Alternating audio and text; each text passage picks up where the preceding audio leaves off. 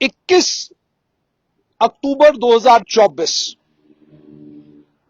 उमर अब्दुल्ला बडगाम से असेंबली का चुनाव जीतकर सीट खाली कर देते हैं। 31 अक्टूबर 2024 देवेंद्र सिंह राणा का देहांत होता है और नगरोटा की सीट खाली हो जाती है। अब इन दोनों सीटों के लिए अगर बात की जाए बडगाम की, तो 21 अप्रैल 2025 को 6 महीने मुकम्मल हो गए और 21 अप्रैल से पहले पहले ईसीआई को यहां पर चुनाव कराने थे। इसी तरीके से 31 अक्टूबर 2024 को नगरोटा वैकेंट हुआ तो 30 अप्रैल से पहले पहले चुनाव नगरोटा में कराने थे, लेकिन दोनों जगह चुनाव नहीं हुए हैं अभी तक और कोई जानता भी नहीं कि इलेक्शन कमीशन ऑफ इंडिया चुनाव कराने को लेकर असमंजस की स्थिति में क्यों है। इस समय खबर चल रही है कि पुलवामा आतंकी हमले के कारण चुनाव डिले हुए हैं। माफ कीजिएगा, पहलगाम आतंकी हमले के चलते चुनाव डिले हुए हैं। लेकिन सत्य तो यह है कि पहलगाम का आतंकी हमला 22 अप्रैल को हुआ और 21 अप्रैल से पहले पहले चुनाव हो जाने चाहिए थे। 30 अप्रैल से पहले पहले चुनाव हो जाने चाहिए थे। क्या तैयारियां पूरी नहीं की है इलेक्शन कमीशन ऑफ इंडिया को ने? और नगरोटा में ऐसी क्या स्थिति है जिसके चलते वहां चुनाव नहीं कराया जा सकता? या घाटी में बडगाम में ऐसे क्या हालात थे जिनके चलते ईसीआई चुनाव को लेकर कोई जानकारी नहीं दे रहा? ये सारे सवाल वो तमाम राजनेता पूछ रहे हैं जिन्हें इन दोनों कॉन्स्टिट्यूएंसी से चुनाव लड़ना है। अगर हम रिप्रेजेंटेशन ऑफ पीपल्स एक्ट की बात करें, उसका सेक्शन 151A कहता है कि पार्लियामेंट की कोई सीट हो या लेजिस्लेटिव असेंबली की कोई सीट हो, अगर वैकेंट हो जाती है तो 6 महीने के अंतराल के अंदर अंदर वहां पर चुनाव कराए जाने चाहिए। इसका मतलब यह कि अगर अक्टूबर की बात करें, नवंबर, दिसंबर, जनवरी, यानी अक्टूबर 21 को अगर सीट खाली हुई है तो नवंबर 21 1 महीना, दिसंबर 21 2 महीना, जनवरी 21 3 महीना, फरवरी 4 महीना, मार्च 5 महीना और 21 अप्रैल को 6 महीने मुकम्मल हो गए। लेकिन ईसीआई की तरफ से कोई खबर नहीं आई कि चुनाव आखिरकार क्यों नहीं कराए गए, फिजिबिलिटी में क्या दिक्कत थी, कौन से ऐसे सिक्योरिटी के हालात थे जिनके चलते ईसीआई ने चुनाव नहीं कराए। नेता ये सवाल पूछने लग गए हैं। जब section 151A representation of peoples act का कहता है कि 6 महीने के अंतराल के अंदर अंदर चुनाव कराएं, और चुनाव ना कराने का एक ही कारण हो सकता है कि सुरक्षा व्यवस्था के चलते, या कोई साइक्लोन आ गया, या मान लीजिए कोई त्रासदी हो गई, या मान लीजिए कोई फ्लड आ गया, उसके चलते आपने कहा कि चुनाव नहीं कराएंगे। लेकिन मार्च के महीने में चुनाव कराए जा सकते थे, अप्रैल 20 से पहले पहले चुनाव कराए जा सकते थे, क्यों नहीं कराए गए? ईसीआई से नेताओं ने यह सवाल पूछने शुरू कर दिए गए हैं।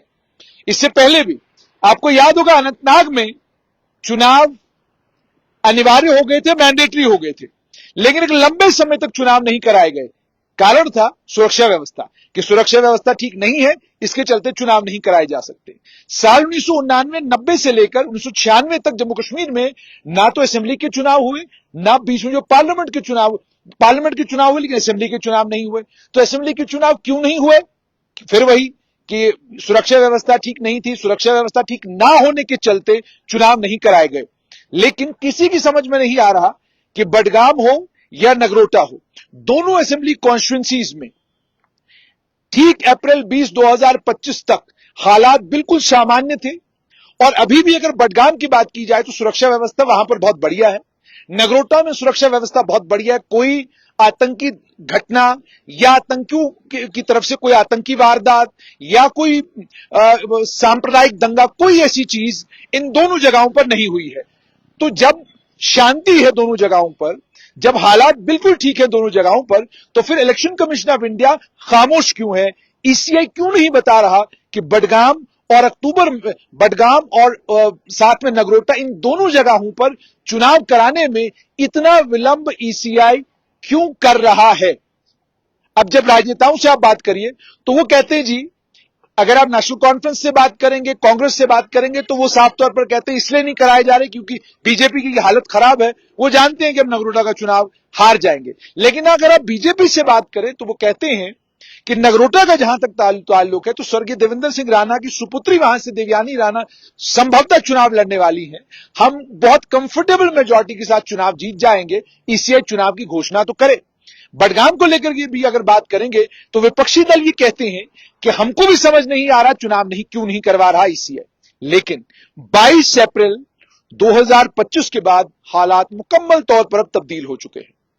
आप राजनीति से बात करिए, आप बीजेपी, कांग्रेस, नेशनल कॉन्फ्रेंस के किसी भी नेता से बात करिए, वो कहते हैं कि चुनाव बाद में पहले पहलगाम में जो आतंकियों ने किया उसका जवाब देना जरूरी है।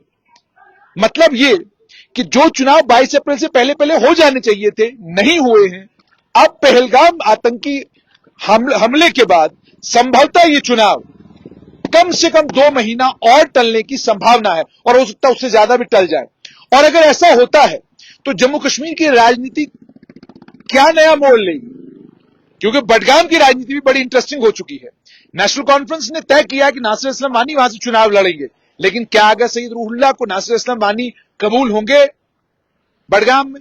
इसी तरीके से नगरोटा से देवयानी राणा को लेकर एक बात तो स्पष्ट है कि वो चुनाव लड़ रही हैं, लेकिन क्या जुगल किशोर के भाई नंद किशोर को बीजेपी इग्नोर कर सकती है? क्योंकि परिस्थितियां बदल रही हैं। बात अक्टूबर 2024 की जाए तो स्वर्गीय देवेंद्र सिंह राणा का देहांत हुआ था, लोग इमोशनली देवयानी राणा के साथ बहुत जबरदस्त तरीके से जुड़े हुए थे।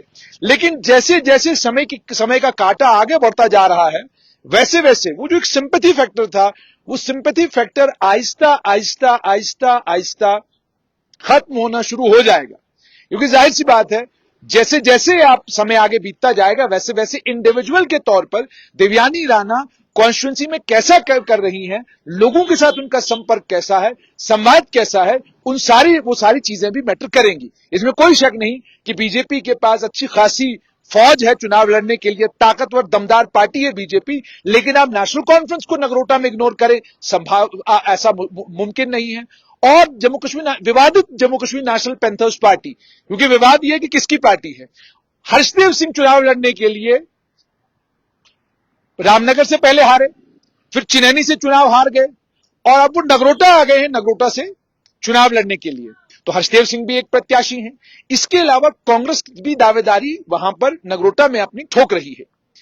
अब ये सारी दावेदारियां तब आ रही हैं जब वो, जैसे मैंने आपको पहले ही कहा कि एक सिंपैथी फैक्टर था देवयानी राणा के साथ, स्वर्गीय देवेंद्र सिंह राणा के साथ पूरी नगरोटा कॉन्स्टिट्यूंसी के आम जनमानस के करीबी ताल्लुकात थे। मगर इस बात को भी यहां पर डिस्काउंट नहीं किया जा सकता कि खुद स्वर्गीय देवेंद्र सिंह राणा ने जब भी चुनाव लड़े तो कांटे की टक्कर जो है उनको नगरोटा में कांटे की टक्कर उनको मिली।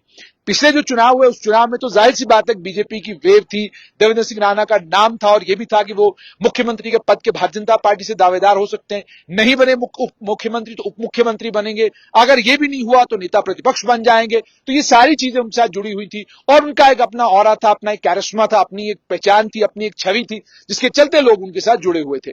लेकिन जैसे जैसे समय का कांटा आगे बढ़ता जा रहा है वैसे वैसे हालात जो है वो पलटना शुरू हुए हैं। और पहलगाम आतंकी हमले के बाद अब सभी राजनीतिक दलों की, चाहे वो जम्मू के हों चाहे वो घाटी के हों, सबकी नजरें इस वक्त भारत सरकार के ऊपर हैं कि वो पाकिस्तान को कैसे सबक सिखाते हैं। तो इस बीच में चुनाव की आप बात करें, इस बीच में आप पूछें कि नगरोटा और बडगाम में बाइपोल्स क्यों नहीं हो रहे हैं, तो इसका जवाब अब नेता भी देना नहीं चाहते, वो भी खामोश रहना चाहते हैं क्योंकि देश में गुस्सा है। आपने देखा होगा कि पहलगाम के एक शहीद की धर्मपत्नी ने केवल इतना कहा कि पहलगाम के बाद भारत के मुसलमानों को या घाटी के मुसलमानों को निशाना बनाना सही बात नहीं है। और ट्विटर के ऊपर जो वो एक फौज सक्रिय है जो नेशनलिज्म का सर्टिफिकेट बांटने में सक्रिय, नेशनलिज्म का सर्टिफिकेट बांटने का काम जिनका है, उस फौज ने फौरन उस शहीद की धर्मपत्नी को, शहीद की माफ कीजिएगा विधवा को टारगेट करना शुरू कर दिया और कितनी अभद्र टिप्पणियां की, क्या कुछ बकवास किया, वो साफ तौर पर दर्शाता है कि लोग सोशल मीडिया पर बैठकर ये तय करना चाहते हैं कि कौन कैसे जीवन जिएगा। लोग सोशल मीडिया पर बैठकर ये तय करना चाहते हैं कौन क्या बोलेगा, कौन क्या नहीं बोलेगा। अफसोस मुझे उन लोगों पर होता है जिन लोगों को सोशल मीडिया का हैंडल मिला है और अक्ल का इस्तेमाल किए बगैर, सूझबूझ का इस्तेमाल किए बगैर अब उन्हें लगता है कि वो सबसे ज्यादा देशभक्त हैं, उनके अंदर जो देशभक्ति का जज्बा है वो किसी के अंदर नहीं है। करना तो भारत सरकार को यह चाहिए था कि ये जितनी भी फौज सोशल मीडिया के ऊपर बवाल काट रही है, इसे राष्ट्रीय राइफल्स में या इसे फौज में फौरन भर्ती किया जाना चाहिए और इन्हें जो है फौरन जंग लड़ने के लिए भेज दिया जाना चाहिए। क्योंकि जिस तरीके की शब्दावली का प्रयोग ये शहीद के विधवा के लिए कर रहे हैं, उसके बाद तो साफ तौर पर आपको ये लगता है कि इनसे बड़े देशभक्त तो कहीं कोई हो नहीं सकते। तो पहलगाम के चलते चूंकि सारी नजरें इस वक्त भारत सरकार के ऊपर है कि भारत सरकार क्या करेगी, कैसे पहलगाम के आतंकी और पहलगाम के गुनहगारों को सजा देगी, उसके चलते अब ये जो बडगाम और नगरोटा के उपचुनाव हैं, इनको लेकर राजनीतिक गलियारे हों या आम आदमी, उसके बीच में चर्चा फिलहाल के लिए थम गई है।